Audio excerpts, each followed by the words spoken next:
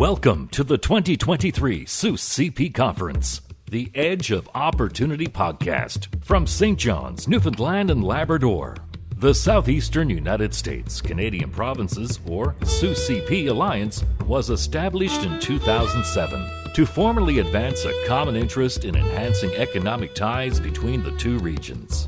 The Alliance is a strategic trade and investment-focused partnership between 6 southeastern U.S. states and 6 Canadian provinces. This year's conference is focused on opportunities in the blue and green economies.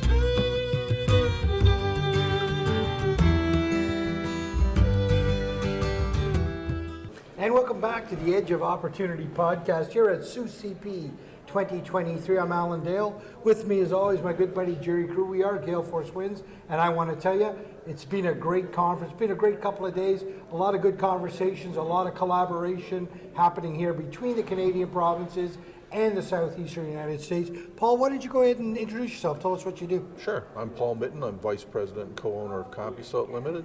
Compusult is a 38-year-old IT electronics and robotics company headquartered in Mount Pearl, Newfoundland and Labrador. And we also have offices in Halifax and Ottawa, as well as a U.S. subsidiary that's been operating for over 17 years in Chantilly, Virginia, near Washington, D.C. And in 2019, we opened another subsidiary in the EU in The Hague, in the Netherlands. So explain to us exactly what Compusult does. Well, Compusult is primarily an IT company. Most of our work is involved in geospatial and big data aggregation applications built around our flagship product, which is called Web Enterprise Suite, or WES for short. And most of our clients tend to be in the aerospace and defense and government sectors, but we also work in other areas. We make asset tracking and inventory control systems built on our Fast Track software. We design and build unmanned ground vehicle robots, which is a part of our Nanook product line. We're very involved in sensor data acquisition and management. We have an IoT platform called Sensor Hub that also integrates with Web Enterprise Suite. And last but not least, we make products for persons with disabilities, assistive technology products that enable people with disabilities to have greater independence and control, especially of computer systems and mobile devices and other things like that. And additionally, I said last but not least, but I'll correct myself, we actually do a lot of commercial and custom software development. We built software for companies such as Pragniclin for their clinical management system for persons with Parkinson's disease, for Veristart for a system for management of heavy equipment systems, and TrainingWorks here in St. John's, their Skilltinuous platform for alternative learning technologies and micro-learning-based systems. So we build commercial software for other companies, and we also design custom software for our customers too. SUS CP, is this the first time you've been at a SUS conference? No, actually the first time I was at a SUS conference was probably down in Washington, D.C. or Biloxi, Mississippi. I can't remember which. It was quite some years ago in both cases. I've been involved in SUS when it was here in 2009. And I think I was at a SUS conference, maybe in Alabama as well. I'm not quite sure. I've been in the business for like 44 years, right? So I've been to a lot of different conferences. I should keep track of these things, but I've been to a number of them. Yeah. So obviously SUS CP is important to you. You go back and you go to them. Good connections made on this one? Yes, actually, but interestingly, the most of the connections I made here tended to be Canadian connections, right?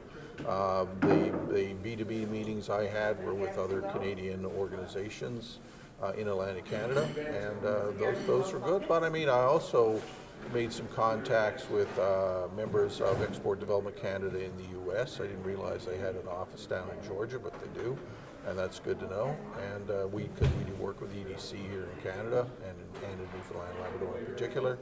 And there, you know, I also was able to reconnect with some other organizations that I've met with before on SUS CP and other trade missions as well. So. It's interesting that you mentioned that, right? We talked to our American friends, and they were saying, not unlike what you were saying, we're making connections across state lines as well, because when you travel on these type trade missions, you tend to do that. Well, I found that, like on trade missions I've gone on, like sometimes we don't find anything on the trade mission itself, like in the target country or state or whatever it may be that we're traveling to, but quite often we've struck up business with other companies from Canada that were on the trade mission, right? You know, we found something that was of mutual interest to work on together, either as partners or as or us being or they being a customer or client of ours, as the end result. And that's been very beneficial in a number of cases. So, Paul, ideal client for your company, what would that look like?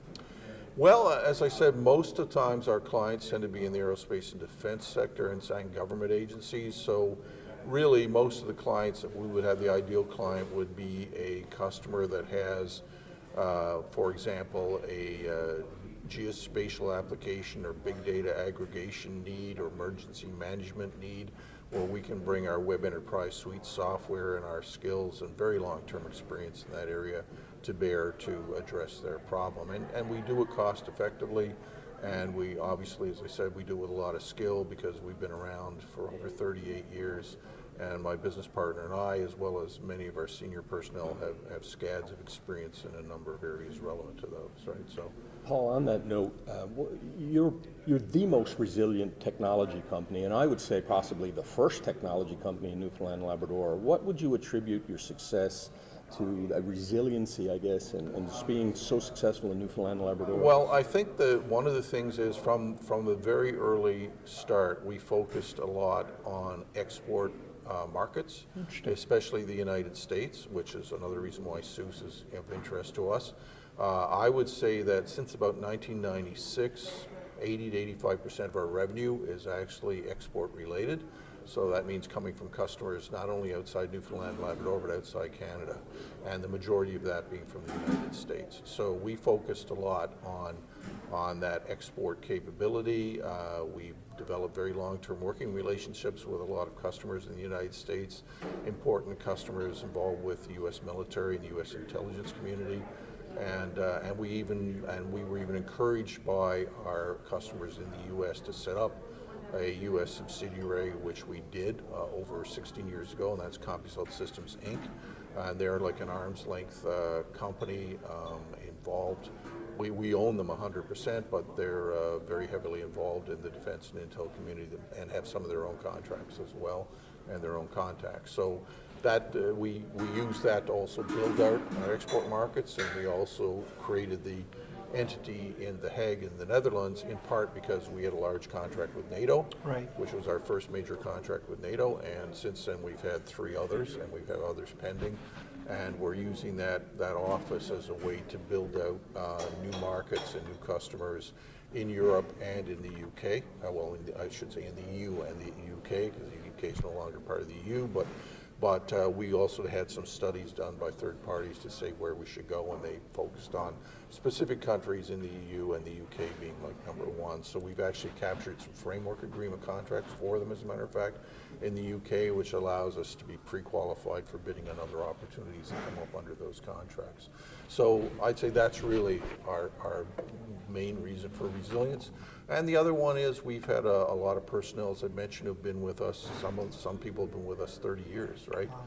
And others, you know, that we have a number of our staff of between 15 and 25 years with us.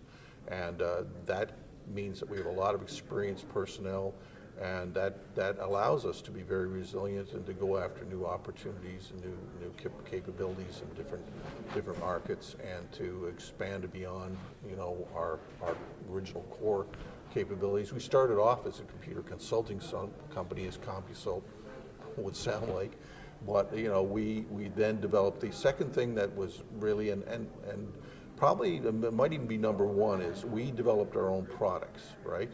And we sell those products, but what we also sell are ancillary services that go with those products, of which we actually make most of our revenue. So, I mean, for us, having products that we could sell and having services that we could sell to support those products really was probably number 1, but focusing on export markets was definitely a close tie, if not the same, right? Those would be the 2 major factors. And And last but not least, I'd like to say again, those very experienced personnel we have on staff. Without them, we wouldn't be able to execute, we wouldn't have been able to build those products, and we wouldn't have been able to execute those contracts in export markets. They've been the driving factor for that. Retaining staff for that long must, it speaks highly of the company, so there must be a secret sauce there that you guys have to keep that team together. I think that, we give people their own individual responsibilities. They have key roles on a lot of contracts and with customers, and we rely on them. They have a lot of smarts, they have a lot of capabilities. And the other thing we try to do is give them, salary and benefits package that are comparable, if not better, with what's available in industry, and certainly beyond what the government offers, right? So that's what we try and do. I mean, it's all those factors, and we try and be as flexible with our staff as we can. We don't necessarily follow the latest trends with flex time and all this kind of stuff, but we're reasonable, I think. We try to be as accommodating as we can with our staff needs. So. Paul, an absolute pleasure to be in conversation with you and to learn more about Compusult. It's an incredible story that you tell us, and an incredible journey, and a lengthy one as well. Congratulations. Right, thank you very much. Appreciate it. It's nice talking to you. Well, I can say this to you, Paul. I know who you are, and Alan and I are in our third year of our journey together on this business with Gale Force Winds, but we created Gale Force Winds for this very moment when we could speak to someone like you. So I feel honored to have had you on this podcast. Thank you very much. I appreciate it. Thank you, too. Paul, cheers. Cheers. Thank you. Thank you for tuning in to the 2023 SUSE CP Conference, the Edge of Opportunity podcast from St. John's, Newfoundland and Labrador. The 2024 conference is taking place in Biloxi, Mississippi, and we look forward to seeing you there.